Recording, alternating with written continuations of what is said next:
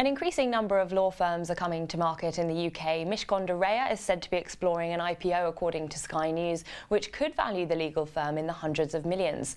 Last May, Rosenblatt became the fourth legal firm to float on the London Stock Exchange's AIM market. And the company's CEO, Nicola Foulston, is here with me to discuss the company and the broader market outlook as well. Nikki, good to see you.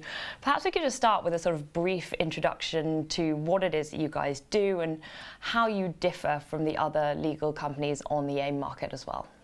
I think one of the key differentiations between us and the other listed law firms that are well known is that we're a professional services group.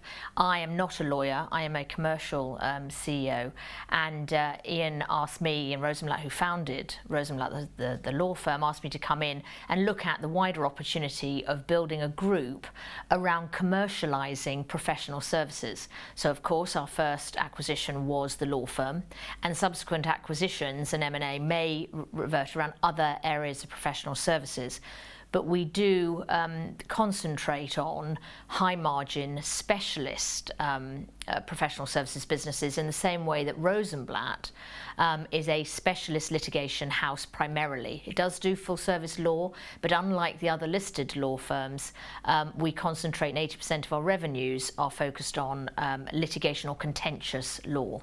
So this is a company that's been around for 30 years. After 29, the decision came to IPO, a £43 million flotation. Tell us, what was the rationale there?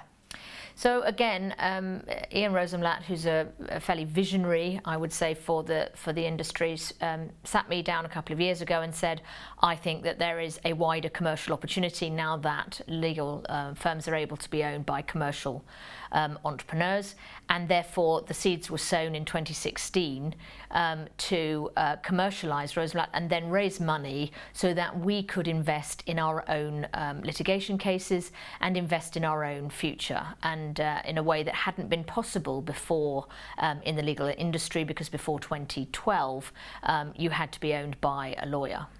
I see. So in terms of the share price performance, it got off to a very strong start after the IPO last May.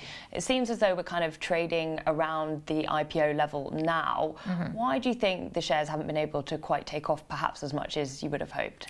So I think there are a couple of answers to that question, and first and foremost, I say to everyone and to our institutional shareholders that we are in it for the long haul, and therefore it is about delivering long-term growth, long-term value for our shareholders, and not short-term share price blips. And to that end, one of the reasons that I think our share price has remained around the IPO levels is that we have not undertaken any M&A to date, and one of the reasons for that is that I believe that some of the M&A undertaken by our listed peers are not representing value for money, and we have been quite vocal in saying that we will only undertake M&A when we believe it represents value for money for us and for our shareholders, and therefore when we deliver that, we would expect that to have the subsequent impact on our share price. I think the other answer to the question is that litigation funding is well understood by the market in terms of the Burford model, and it's well understood by our sector in terms of the litigation funders available. We represent the first hybrid, and like the hybrid electric car, we can do both law and litigation funding. No one's quite sure what pocket we fit in yet, and I think that once we've laid down some results, which we have done to our year-end 2018, and we'll do in September with our half-year, once we've laid down some of our trading results, then we'll start to establish a pattern of where we fit. Because as you can see, with only 5 or 6 listed law firm businesses, professional services businesses, there is still very little to compare, and all of those businesses are very different. So why do you think that is? Why do you think so few legal firms have actually come to market? I think there's several reasons for that. One of the most obvious reasons is that the larger firms, and DWF were surprising in this regard and are successful in this regard, have got huge numbers of equity partners, and therefore you're looking for a consensus across a wide range of people, and that's difficult to achieve. And you'll see in those businesses that have come to market, with the exception of DWF, there was an element of central control within a small number of equity partners, and that made it deliverable, and that's the human element.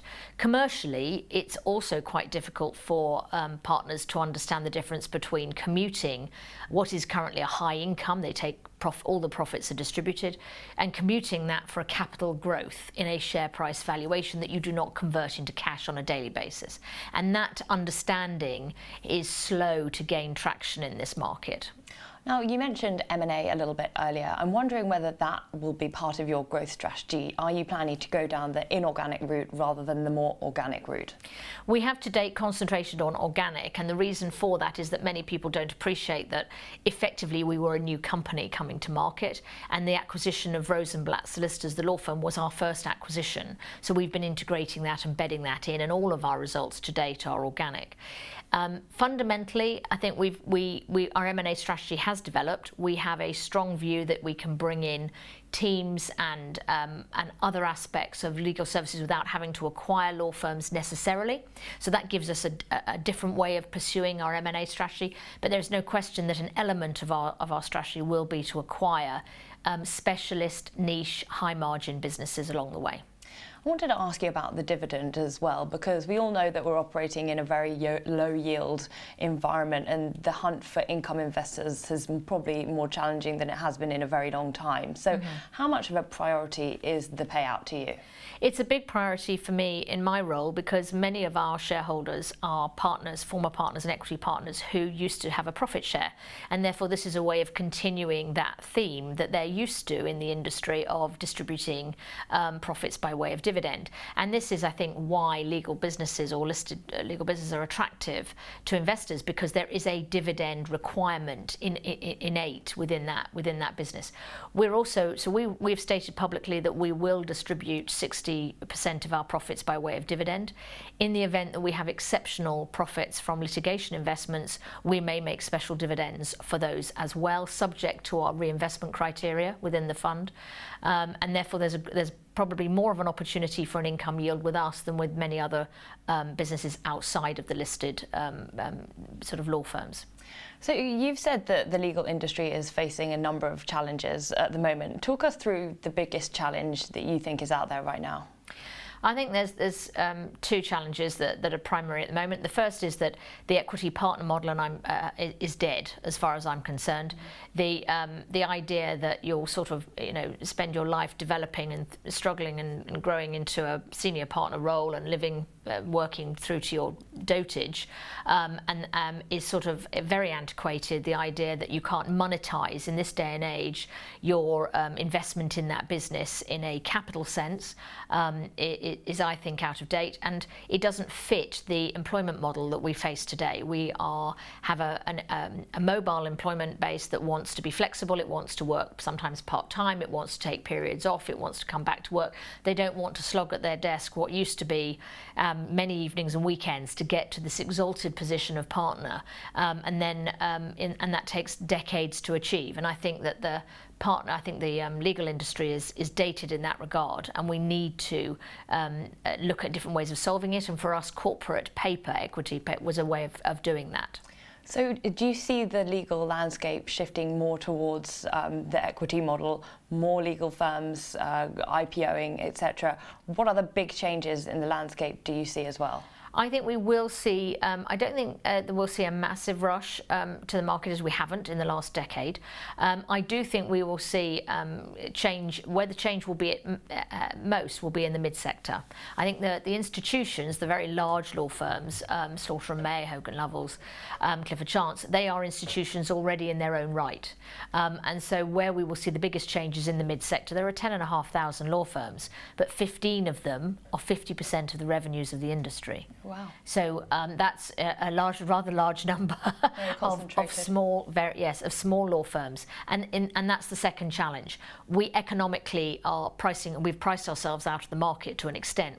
The idea of earning big fees on the hour just doesn't exist anymore. So you have to be much smarter and much more commercial about the way you operate. So we'll see quite a lot of failure in the mid-market, but that is not very visible to the public market. Nikki, thank you so much for your time. Thank you. That was Nicola Foulston, CEO at Rosenblatt. I'm Victoria Scholar, and thank you for watching IGTV.